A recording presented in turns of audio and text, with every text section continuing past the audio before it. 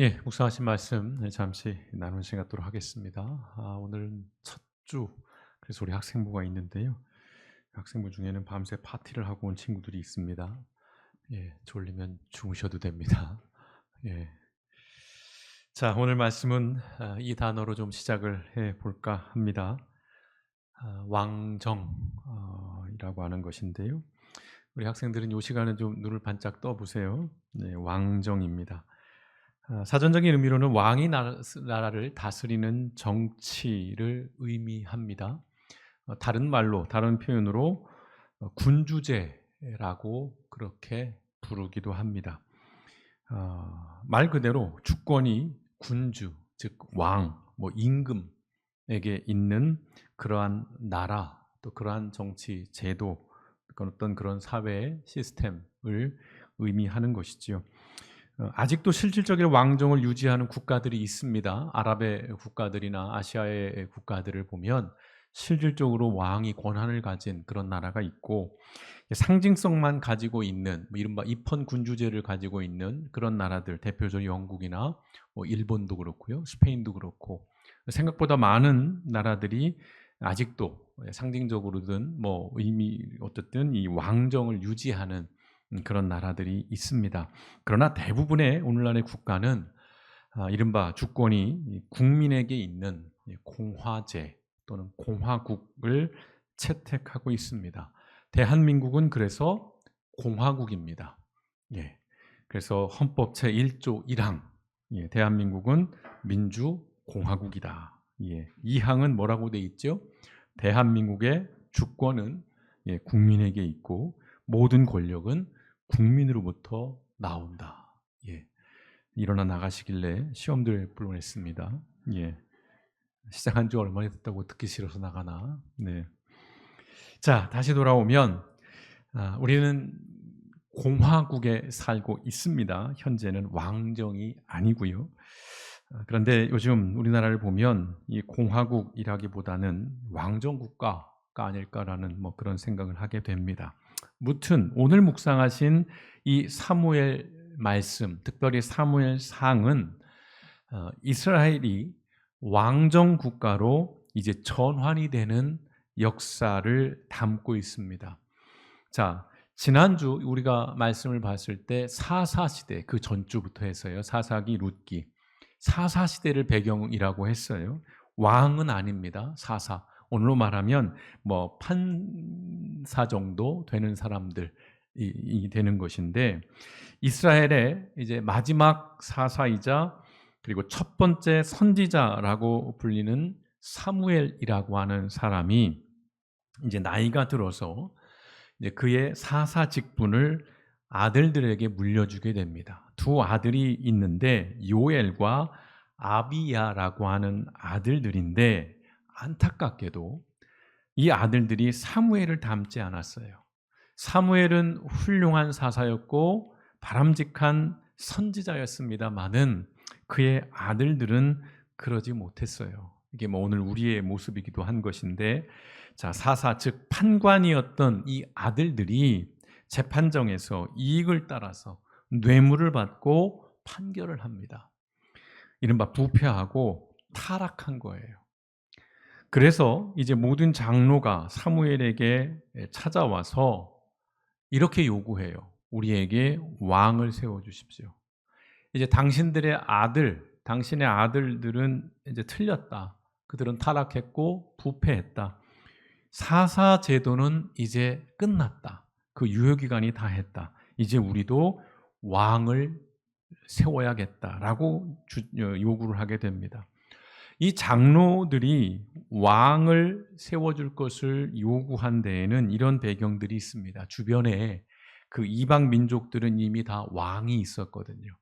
예. 그래서 왕을 세워서 그 이방 민족들처럼 강성해지고자 하는 그런 마음, 그런 의도를 가지고 있었고요. 대적들을 물리칠 어떤 강력한 힘을 가진 그런 정치 군주를 이들이 원한 것이에요.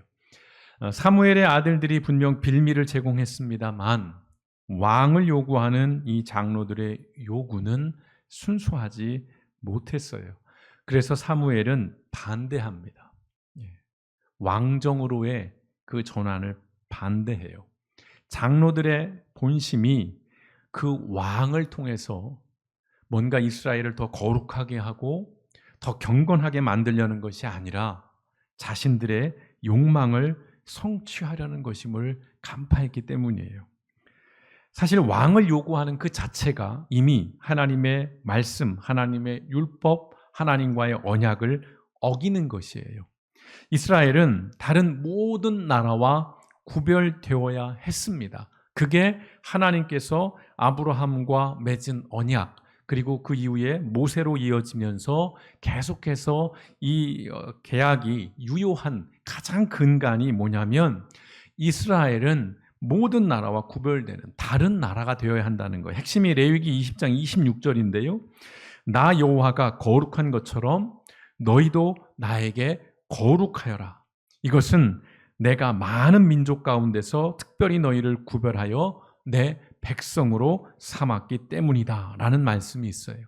거룩하라라는 의미가 무슨 깨끗해라는 그런 차원이 아니라 핵심은 구분이에요. 구별입니다. 다름이에요. 다른 나라와 다른 나라, 다른 사람들, 다른 삶이 되라는 것. 이게 핵심이에요. 근데 지금 백성들이 이것에 정면으로 도전하고 있는 것입니다. 이방 민족들처럼 되기를 원한 거예요. 이것은 하나님을 거역하고 하나님을 배반하는 행위입니다. 엄청난 일이죠. 생각해 보시면 이스라엘은요, 이미 왕이 있습니다. 누굽니까? 하나님이에요. 이스라엘의 왕은 하나님입니다. 그럼에도 이스라엘 사람들은, 그 장로들은 왕을 요구합니다. 자, 그러자 하나님은 사무엘에게 말씀합니다. 뭐라고 말씀하냐면 8장 7절에서 8절에 백성이 너에게 한 말을 다 들어주어라. 사무엘이 하나님 앞에 가서 이야기를 하거든요. 하나님, 백성들이 왕을 세워달라고 합니다. 이거 어떻게 할까요? 토로해요. 저들이 저를 반대하고 있습니다. 저를 거부하고 있습니다. 그러니까 거기에 대해서 하나님 말씀하는 거예요. 백성이 너에게 한 말을 다 들어주어라. 그들이 너를 버린 것이 아니라 나를 버려서 자기들의 왕이 되지 못하게 한 것이다. 그들은 내가 이집트에서 데리고 올라온 날부터 오늘까지 하는 일마다 그렇게 하여 나를 버리고 다른 신들을 섬기더니 너에게도 그렇게 하고 있다라고 말씀하는 겁니다. 사무엘 입장에서는 뭐 할 말은 없죠. 아들들이 형편없는 사사로서의 모습을 보였으니까 할 말은 없는데 인간적으로는 얼마나 서운하겠어요. 예. 자기가 지도자인데 하나님이 세워주신, 그런데 부정하는 거예요. 거부하는 것입니다. 왕을 요구하는 것이지요. 근데 하나님 말씀하시는 거예요. 왕종을 요구하는 그 백성들의 본심은 사무엘을 거부하는 것이 아니라 핵심이 뭐예요? 하나님을 거부하는 것. 이미 하나님이 그것을 다 간파하고 계신 것이지요. 오늘 묵상하신 오늘 이 12장의 말씀은 전체로 보면 이제 백성들의 요구에 따라서 사무엘이 왕을 세웁니다. 첫 번째 왕이 누구였습니까? 사울이에요. 사울을 왕으로 세웁니다. 외모도 준수하고, 장군으로서 탁월한, 누가 봐도 왕 같다라고 하는 이 사울을 왕으로 세우고 난 후에 이제 사무엘이 마지막으로 이스라엘 백성들에게 전하는 말씀입니다. 유언이라고 할까요? 고별사라고 할까요? 근데 이 말씀은 아주 무서운 경고를 담고 있습니다. 사무엘은 앞서 8장, 우리가 8장을 읽지는 않았는데요. 혹시 지금 이렇게 눈으로 한번 빠르게 보셔도 될 것 같아요. 8장에서 이제 백성의 왕을 요구하는 백성들 앞에서 왕정의 폐해가 뭔지를 조목조목 설명해요. 그냥 짧게 말씀드리면 이제 왕이 되면 너희들의 모든 포도원, 너희들의 모든 그런 밭들은 다 왕의 재산으로 귀속될 것이고 그것을 위해서 너희들은 그 왕의 어떤 일꾼으로 될 것이고 전쟁이 나거나 무슨 문제가 있을 때는 너희들이 징집될 것이고 너희들의 모든 것들은 다 왕의 것이 될 것이다 라는 얘기들을 계속 설명을 합니다. 반대하는 것이죠. 그 핵심은 이제 이거예요. 이스라엘 백성들이 왕을 요구하는 그 핵심이 뭐라고 그랬어요? 자신들의 욕망을 이 왕을 통해서 성취하기를 너희들이 기대하고 있지만 왕이 세워지면 너희가 부강하게 될 것이고 너희가 번성하게 될 것이고 너희가 평안을 누리게 될 것이라고 너희가 기대하지만 실상은 왕정 체제에서 너희들은 백성들은 왕의 지배를 받는 그 왕족의 지배를 받는 종이 될 것이다라는 걸 얘기하는 거예요. 사무엘은 백성들에게 이제 하나님께서 이집트에서 구원하신 일, 출애굽 사건과 그리고 가나안 정복 전쟁에서 각 부족에게 승리하게 하신 역사를 들려줘요. 의도가 뭡니까? 누가 진정한 왕인지 너희들이 알으라는 거예요. 지금까지 너희를 이끌어왔고 너희를 인도해왔고 너희를 지켜줬던 분이 누구인지 누가 진정한 왕인지 그것을 좀 제발 너희들이 잊지 마라라는 그런 얘기를 하는 것입니다. 그리고 경고를 해요. 오늘 12장 13절에서 15절의 말씀 보십시오. 이제 여러분이 택한 왕이 여기 있습니다. 여러분이 왕을 요구하였으므로 여호와께서 여러분의 요구를 들어주셨습니다. 만일 여러분이 여호와를 두려운 마음으로 섬기고 그분이 명령하신 것을 거역하지 않고 그대로 순종하며 또 여러분과 여러분의 왕이 여러분의 하나님 여호와를 따르면 모든 일이 순조로울 것입니다. 그러나 만일 여러분이 여호와의 명령을 거역하고 순종하지 않으면 그때는 여호와께서 여러분의 조상을 벌하신 것처럼 여러분을 무섭게 벌하실 것입니다. 라고 말씀해요. 무슨 말씀입니까? 이제 왕을 세워줬으니까 너희들이 그 왕 앞에 순종하고 그 왕에게 순복하라. 그런 말을 하는 게 아니에요. 왕이니까 백성들이 분명 따라야 하는 것은 맞습니다. 그러나 그 왕이 하나님의 말씀대로 통치하지 않는다면 순종해서는 안 된다는 것입니다. 백성들은 물론이거니와 왕조차도 하나님께 순종하고 하나님의 말씀대로 복종해야 한다는 것을 명확하게 말하고 있는 것입니다. 백성이든 왕이든 하나님의 말씀대로 살지 않고 하나님의 말씀에 따라 통치하지 않으면 하나님께서 반드시 심판하신다라고 하는 경고의 말씀, 준엄한 말씀을 지금 사무엘이 그 마지막 말씀으로 하고 있는 것입니다. 이 경고의 말씀은 이제 이스라엘 역사 속에서 사실은 생생하게 실행이 되죠. 안타깝게도. 이스라엘은 남과 북으로 분열이 됩니다. 우리 역사와 굉장히 닮아 있습니다. 그리고 바벨론과 아수르에 의해서 북왕국, 남왕국이 멸망해버리는 역사. 우리가 예언서, 선지서를 계속 묵상을 순차적으로 해왔을 때 기억나시죠? 계속해서 선지자들을 하나님께서 보내셔서 뭐라고 말합니까? 너희들 지금 잘못하고 있어. 너희들 왕 잘못하고 있어. 돌이켜. 그렇지 않으면 너희들 하나님의 징벌, 심판을 받을 거야. 그런 메시지인데 왕들은 따르지 않습니다. 특별히 이 북왕국 이스라엘은 선한 왕이 거의 없을 정도로 철저하게 악한 왕들의 통치. 그래서 가장 먼저 멸망하게 되는 것이죠. 이스라엘 향한 오늘 사무엘의 경고의 말씀은 사실 오늘 우리 시대의 교회 그리고 그리스도인들 특별히 목회자들이 준엄하게 들어야 하는 말씀입니다. 좀 더 실제적인 말씀을 좀 드려볼까 합니다. 마음을 여시고 들어주시기를 부탁을 드립니다. 대통령을 하겠다고 나온 후보가 손바닥에 왕자를 쓰고 나온 순간 교회와 그리스도인들, 특별히 목회자들은 깨달았어야 해요. 목회자라면 깨달았어야 했습니다. 선거는 왕을 선출하는 제도가 아니에요. 우리나라는 왕정이 아닙니다. 물론 대통령에게 강력한 권력이 주어져요. 권한이 주어집니다. 그러나 왕은 아니에요. 총신제가 아닙니다. 겨우 5년이에요.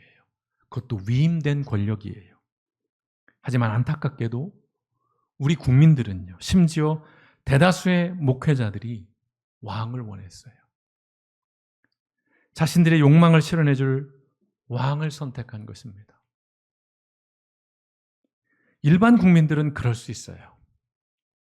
내 이익을 누가 지켜줄 것이냐? 내 재산을 누가 지켜줄 것이냐? 내 앞으로의 인생을 누가 더 책임져 줄 수 있을 것이냐? 거기에 따라서 일반 국민들은 선택할 수 있습니다. 하지만 교회와 그리스도인들, 목회자들은 달랐어야 했다는 거예요. 그러나 교회와 그리스도인도 욕망에 따라 투표하는 안타까운 일을 벌였습니다.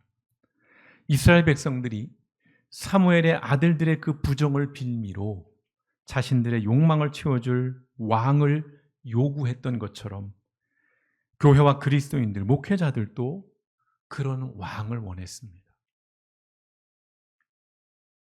무엇보다 죄송한 말씀입니다만 이 대형교회 목회자들을 중심으로 그런 왕을 선출하기 위해서 최선을 다했어요. 이유는 하나입니다. 본질은. 여러 가지 그들이 얘기하고 있지만 그들이 볼 때 이런 왕을 선출해야 교회가 보호를 받고 교회가 지금껏 하던 것들을 누리고 되고 더 많은 것들을 얻게 된다라는 판단을 한 거예요. 거기 하나님은 없었어요.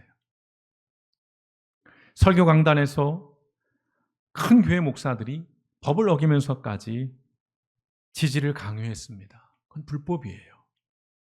혹여라도 제가 특정한 누군가를 지지하거나 하면 저를 신고해 주시기 바랍니다. 우리나라는 신정국가가 아니에요. 종교와 정치를 철저하게 분리합니다. 후보자가 기독교인이라서 장로라서 묻지도 따지지도 않고 표를 주는 것은 합당하지 않습니다. 그건 결코 성경적이지 않아요. 오해 없이 들으셨으면 좋겠습니다. 기독교인이 절대적으로 선하고 기독교인이라고 해서 무조건 지지해야 되는 것이 아니라는 말씀입니다. 그 후보자의 공약과 정책이 얼마나 기독교적인 가치와 정신을 담아내고 있는지를 검증하고 분별해야 한다는 것입니다. 좀 더 불편한 말씀을 드리겠습니다. 이명박 대통령이 후보로 나왔을 때 기독교 단체들에서 이명박 그 후보의 공약을 검증했습니다. 그런데 놀라운 결과를 발표했죠. 단 하나도 기독교적인 정신을 드러내거나 기독교적인 가치를 담아내고 있는 공약이 없다는 거예요. 그러면 이렇게 말씀드릴 수 있을 것 같아요. 정말 정교 분리를 실천했겠네요. 정말 정치와 교회를 분리했네요. 잘한 거 아닙니까? 아니요. 그때 깨달았어야 돼요. 그런데 교회는 묻지마 투표를 했습니다. 장로였으니까요. 사무엘의 경고가 이것을 말하는 것입니다. 왕을 세우면 그것만으로 번영과 평화가 주어지는 것이 아니라는 것. 왕이 제대로 된 통치를 하지 않는다면 그 나라와 그 백성들은 불행해진다는 것. 설령 그때는 그 선택이 최선이었고 합당해 보였을지라도 이제는 그 선택이 얼마나 잘못된 것인지를 분별하고 깨달아야 한다는 것이지요. 만약 지금도 깨닫지 못하고 있다면 그것은 어리석음을 넘어 영적으로 무지한 것입니다. 그런데요, 만약 깨달았음에도 이건 잘못된 것이야. 그럼에도 모른 척하고 침묵하는 것이라면 죄송한 말씀입니다만 그것은 사악한 것입니다. 불행하게도 오늘 한국 교회는 이 무지함과 이 사악함 모두에 빠져 있다는 것입니다. 참담한 일이에요. 이스라엘 역사에서 그때나 지금이나 가장 추앙받는 왕은 다윗 왕입니다. 하지만 여러분이 아시는 것처럼 다윗 왕은 무결점의 왕이 아니었어요. 다윗 왕은 중대한 범죄자였습니다. 죄목으로만 따져보자면 이스라엘의 웬만한 왕들보다도 훨씬 더 악한, 치졸한 그런 비열한 범죄자였습니다. 그때 다윗 왕을 바른 길로 이끌어준 한 사람 누구였습니까? 나단 선지자였어요. 모두가 다 목숨을 잃을까, 자기의 자리를 잃을까, 왕의 노여움을 살까, 왕 앞에서 단 한마디도 하지 않고 있을 때 나단 선지자가 다윗에게 나가서 그 왕의 죄를 지적합니다. 당신은 범죄자요. 당신은 하나님 앞에 죄를 지었습니다라고 조목조목 지적을 합니다. 그리고 회개할 것을 촉구해요. 일반적이라면 그 자리에서 참수를 당했을 겁니다. 부족을 멸하는 죄를 당했을 거예요. 왕을 능멸했으니까요. 왕에게 도전했으니까요. 그런데 나단 선지자는 하나님께 주신 기회였어요. 그리고 다행히도 다윗은 그 나단 선지자의 그 쓴소리를 하나님의 음성으로 듣습니다. 그리고 돌이켜요. 회개합니다. 그 결과가 무엇입니까? 다윗 왕은 구원을 받았고요. 이스라엘은 평안과 번성을 누렸습니다. 지금도 이스라엘에서 가장 최고로 존경받고 기리는 왕은 다윗 왕이에요. 그들의 국기에 그려져 있는 별이 다윗의 별입니다. 지금 한국교회와 그리스도인들, 무엇보다 목회자들이 해야 할 일이라는 것이 이것이에요. 죄송합니다. 광화문에 모여서 차별금지법을 반대하고 동성애를 정죄하는 것, 그것도 필요한 것이지만 그보다 더 긴급하고 우선한 일이 있다라는 것이지요. 자신들의 선택이 잘못됐음에도 이제라도 하나님 앞에서 인정하고 회개하는 것이, 그리고 아울러 자신들이 선택한 왕이 잘못된 길로 가고 있다는 것을 경고하고 바로잡고자 할 수 있는 일과 해야 할 일을 실천하는 것. 그게 지금 우리의 일이라는 것입니다. 내가 속한 진영이 또다시 무너지는 것이 두려워서 내 선택이 잘못됐음을 인정하는 것이 자존심 상해서 나와 우리의 이익과 이권이 훼손될 것이 아까워서 여전히 모른 척하고 외면하고 심지어 적극적으로 옹호하고 변론하려고 한다면 먼저는 내가 선출한 왕이 무너질 것입니다. 그 다음에는 그 왕이 다스리는 나라가 무너질 것이고 결국 그 나라의 백성이 무너질 것입니다. 이것이 사무엘의 경고입니다. 교회와 그리스도인은 자신과 자기 진영의 이익을 위해 복무하는 존재가 아니에요. 아무리 기독교인이, 아무리 장로가 이야기하는 것일지라도 그것이 하나님의 말씀에 반한다면 우리는 거부해야 합니다. 하나님의 말씀에 따라서 하나님께 순종하고 하나님의 뜻을 하나님의 방법으로 세상과 사람들에게 전하고 살아내야 할 존재가 그리스도인이고 교회라는 것입니다. 자신이 선택한 왕과 운명 공동체로 여긴다면 함께 몰락할 뿐입니다. 좌로나 우로나 치우치지 아니하고 오직 하나님 편에 서서 하나님의 눈으로 세상을 보고 하나님의 마음으로 사람을 보는 것이 오늘 우리 시대의 교회와 그리스도인들, 특별히 목회자들이 해야 할 일이라는 것입니다. 그래야만이 개인인 나도 살고 우리의 교회도 살고 결국은 우리의 공동체가 살 수 있다는 것입니다. 지금 우리는 위기의 시대를 살아가고 있어요. 여러분께서 얼마나 그 위기를 느끼시는지 모르겠습니다. 여러분의 불안을 자극하려고 하는 것은 아니에요. 있는 그대로를 말씀을 드리려고 하는 것입니다. 전쟁의 그림자가 진하게 들이오고 있습니다. 그 전쟁이 대의 명분을 갖춘 전쟁일지라도 우리가 그 전쟁에 선뜻 참여해서는 안 되는 것일진데 그것이 특정한 사람들의 이권과 이익이 걸려 있고 그 위기를 탈출하고자 그 전쟁을 선택한 것이라면 그것은 모두 공멸할 따름이라는 것입니다. 그럼에도 여전히 교회가, 여전히 대다수의 목회자들이 그 이야기를 하지 않아요. 지금 이 위기의 중심에 우리가 선택한 왕이 있습니다. 왕이 하나님의 뜻에 따라 통치한다면 우리는 응원해야 합니다. 하지만 하나님의 뜻에 반하는 통치를 한다면 직언하고 경고하고 행동해야 한다는 것입니다.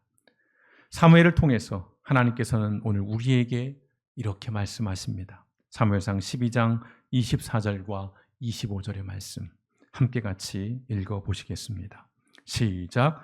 여러분은 여호와를 두려워하고 마음을 다하여 진심으로 그분을 섬기십시오. 그리고 그분이 여러분을 위해 행하신 그 모든 놀라운 일들도 잊어서는 안 됩니다. 그러나 만일 여러분이 계속 죄를 범하면 여러분과 여러분의 왕이 다 멸망할 것입니다.